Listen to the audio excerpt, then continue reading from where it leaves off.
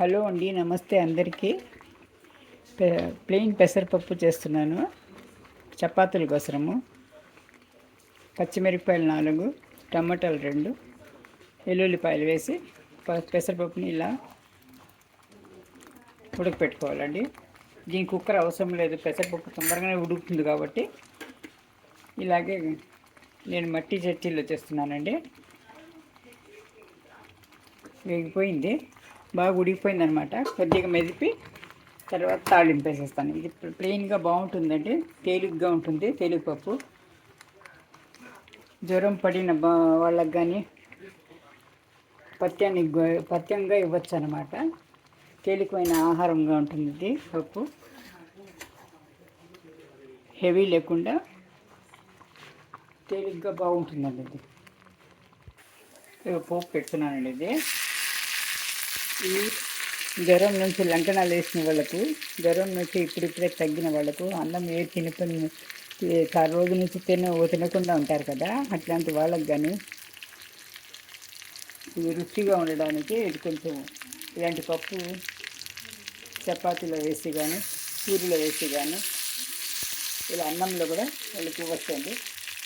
పెద్దవాళ్ళకి కూడా వయసు పడిన వాళ్ళకి కూడా ఇవ్వచ్చు అనమాట. చాలా తేలిగ్గా జీర్ణమయ్యేది ఇది. ఢిల్లీలో ఎక్కువ తింటారండి ఇది. పిల్లి దాలని చాలా ఇదిగా తింటారు.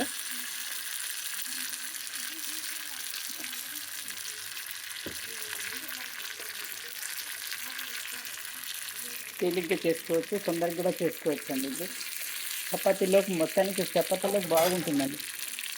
బాగా పలుచగా వేసుకొని తినవచ్చు. రొట్టె నానబెట్టుకొని చిన్న పిల్లలకు కానీ పెద్దవాళ్ళకి కానీ తొందరగా జీర్ణం అవుతుంది. కందిపప్పు కంటే కూడా కందిపప్పులో గ్యాస్ అవి ఉంటుంది, ఈ పప్పులో అయితే రాదన్నమాట. అందుకని పెసరపప్పు బెస్ట్ జ్వరం పడిన వాళ్ళకు. చూడండి, ఇలా కొత్తిమీర వేసేసాను, అయిపోయింది.